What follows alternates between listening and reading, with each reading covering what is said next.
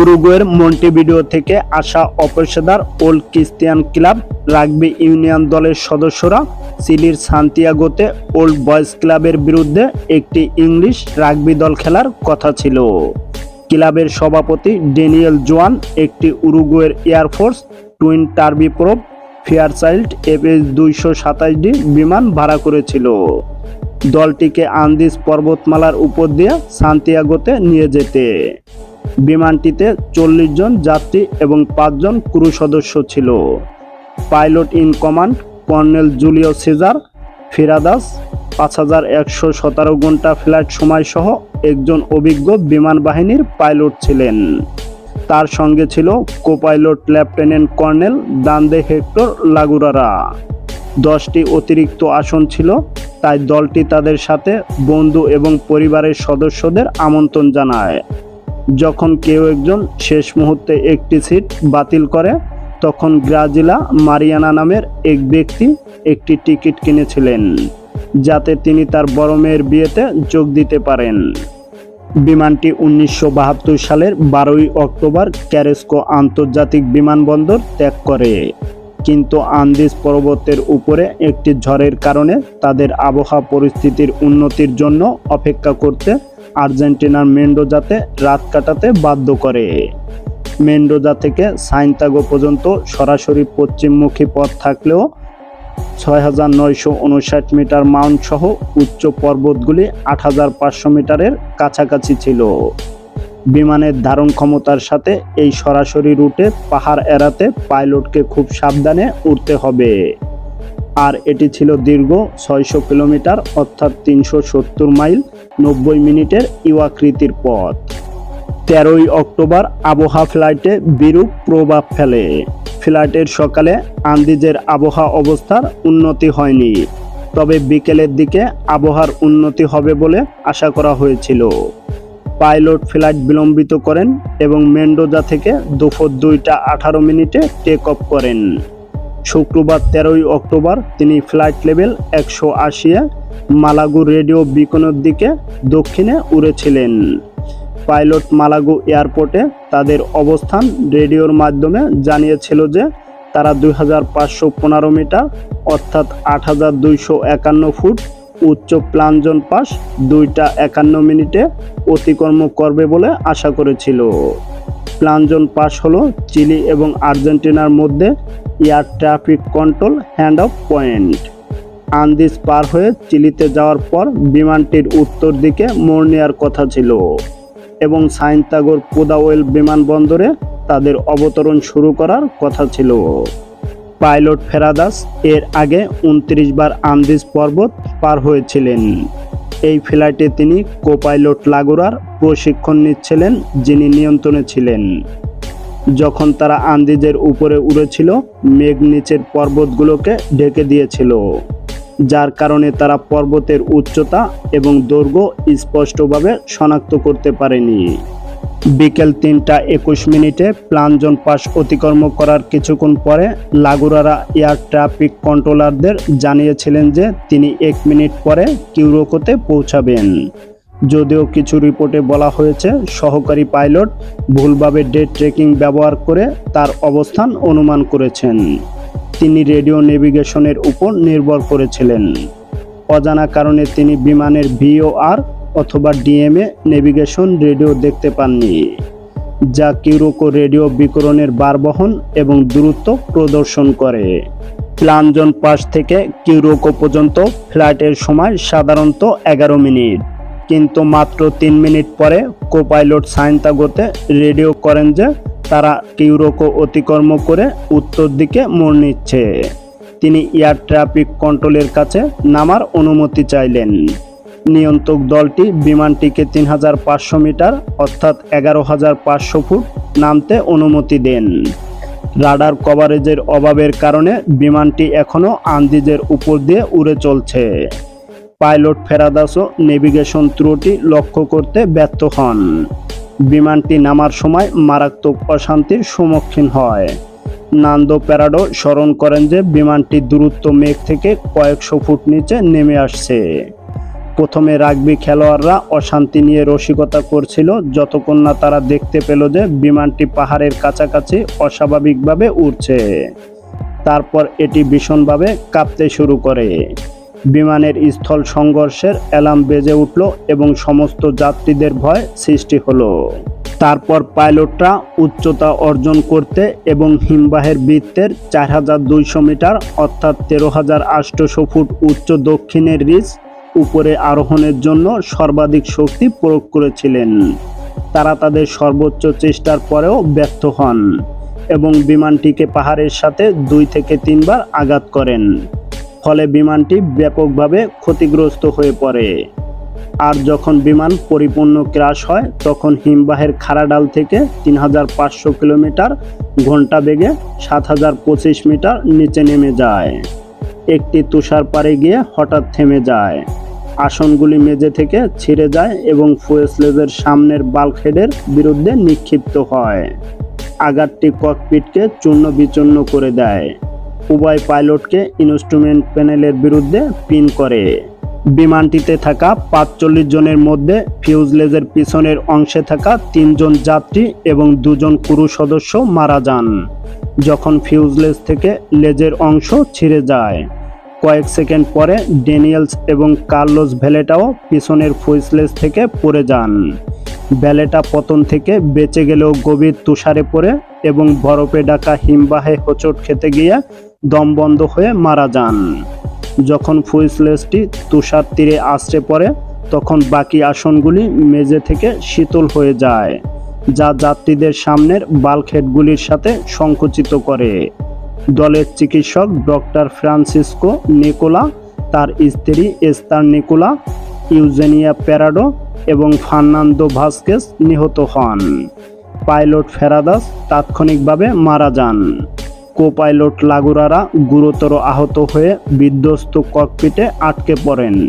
তিনি একজন যাত্রীকে তার পিস্তল খুঁজে বের করে তাকে গুলি করতে বলেন, কিন্তু যাত্রী তা প্রত্যাখ্যান করেন। 33 জন যাত্রী বেঁচে ছিলেন, যদিও অনেকেই গুরুতর আহত হয়েছেন। তাদের ক্ষতিগুলোর মধ্যে রয়েছে ভাঙা পা, কারো মাথা ফেটে গেছে, আবার কারো হাত ভাঙা। ক্যানেচা এবং গোস্তাভো জেরবিনো দুজনেই মেডিকেল ছাত্র। দ্রুত আহতদের পরীক্ষা করেন এবং প্রথমে যাদের সাহায্য করতে পারেন তাদের চিকিৎসা করেন। নান্দো ফেরাডোর মাথার খুলি ভেঙে গিয়েছিল এবং তিনি 3 দিন অজ্ঞান ছিলেন। এনরিকের পেটে ধাতুর একটি টুকরো আটকে ছিল, তবুও তিনি অবিলম্বে অন্যদের সাহায্য করতে শুরু করেন। 3 দিন পর প্যারাডো চেতনা ফিরে পেয়ে শুধুমাত্র জানতে পারে যে তার মা মারা গেছে এবং তার 19 বছর বয়সী বোন সুজনা গুরুতর আহত হয়েছে। তিনি তার বোনকে বাঁচিয়ে রাখার চেষ্টা করেছিলেন, কিন্তু 9ম দিনে তিনিও মারা যান। বাকি 27 জন বেঁচে থাকা মানুষগুলোর রাতের বেলায় তাপমাত্রা -30 ডিগ্রি সেলসিয়াসে নেমে যাওয়ার সময় খুব কষ্ট হয়েছিল। তারা সকলেই তাদের সমগ্র জীবন সমুদ্রের ধারে কাটিয়েছে এবং কেউ কেউ দুর্ঘটনার আগে কখনো তুষারও দেখেনি। কারোই উচ্চতায় বেঁচে থাকার প্রশিক্ষণ বা অভিজ্ঞতা ছিল না। তাদের চিকিৎসা সরবরাহ, ঠান্ডা আবহাওয়ার পোশাক, সরঞ্জাম এবং খাবারের অভাব ছিল। তুষারপাত প্রতিরোধ করার জন্য তাদের নিজেদের মধ্যে মাত্র 3 জোড়া সানগ্লাস ছিল। যারা বেঁচে ছিল তাদের খাওয়ার জন্য খুব কম খাবার ছিল।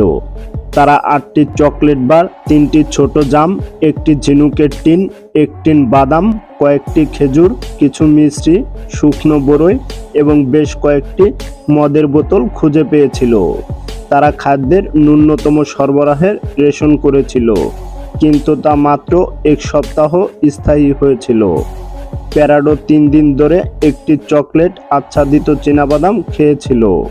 খাবার ফুরিয়ে গেলে তারা আসন থেকে তুলা এবং বেল্ট আর জুতা থেকে চামড়া খাওয়া শুরু করে, যা তাদের অসুস্থ করে তোলে।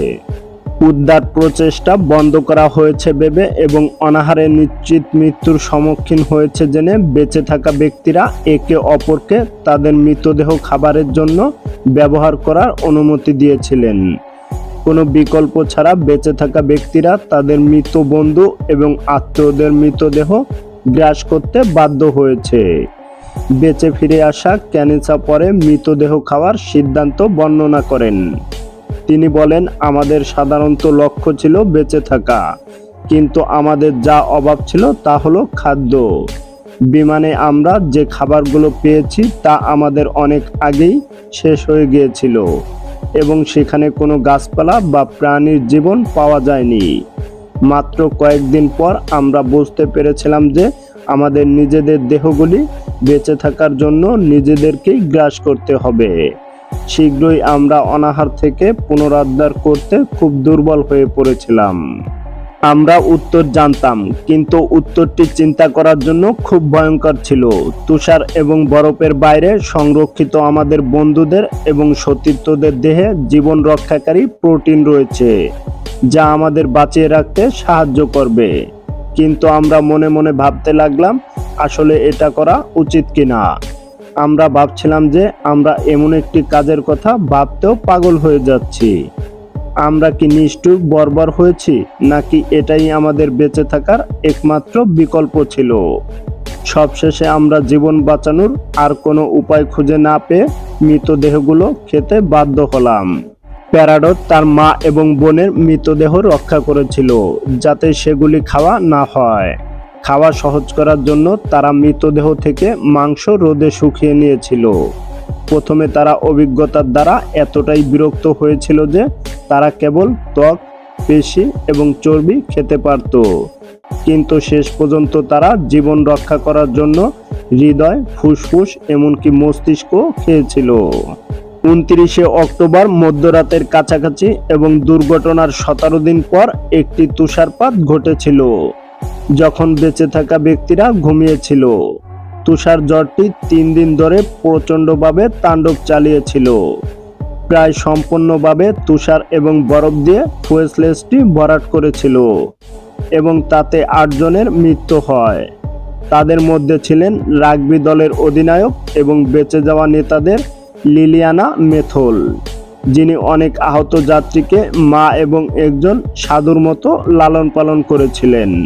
অবশিষ্ট বেঁচে থাকা ব্যক্তিরা উপলব্ধি করতে পেরেছিলেন যে হিমবাহের বৃত্তের পশ্চিম দিকের পাহাড়ে আরোহণ করাই একমাত্র উপায়, এবং এই ধরনের আরোহণ অসম্ভব ছিল যদি না তারা হিমায়িত রাতের তাপমাত্রা থেকে বাঁচার উপায় খুঁজে না পায়।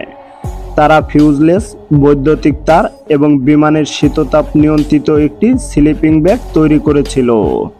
তারপর প্যারাডো, ক্যানেসা ও ভিজিন্টিন নামের 3 জন লোক 12ই ডিসেম্বর হিমবাহ থেকে 3570 মিটার উচ্চতায় আরোহণ শুরু করে। তাদের কোনো রক ক্লাইম্বিং গিয়ার ছিল না, কোনো এলাকার মানচিত্র ছিল না, কোনো কম্পাস ছিল না, এমনকি আরোহণের কোনো অভিজ্ঞতাও ছিল না। এভাবে তারা 7 দিন হাঁটার পরে একটি নদী দেখতে পায়। তারপর নদীর ধারে নামতে থাকে এবং ধীরে ধীরে তারা মানুষের জীবনের আরো লক্ষণ দেখতে শুরু করে। প্রথমত একটি খালি স্যুপ ক্যান এবং অবশেষে 9ম দিনে কিছু গরু দেখতে পায়। ক্যানেচা ক্লান্ত হয়ে পড়েছিল এবং হাঁটতে অক্ষম হয়েছিল, তাই তারা সন্ধ্যার জন্য বিশ্রাম নিয়েছিল।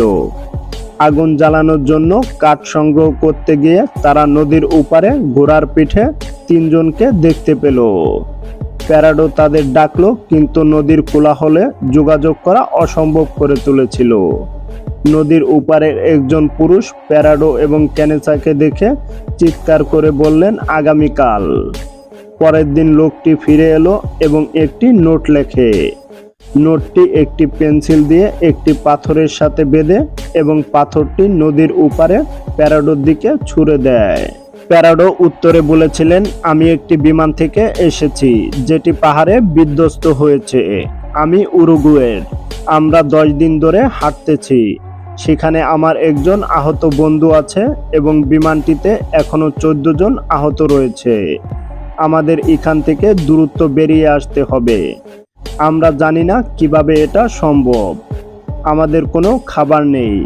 আমরা খুবই দুর্বল হয়ে পড়েছি। আপনি কখন আমাদের নিতে আসবেন? প্লিজ, আমরা হাঁটতেও পারতেছি না। আমরা এখন কোথায় আছি? লোকটি সাহায্যের জন্য 10 ঘন্টা সময় চাইল। তারপর তাদের নদীর তীর ঘেঁষে হাঁটতে বলল। তারপর 10 ঘন্টা হাঁটার পর নদীর সংযোগস্থল খুঁজে পেল।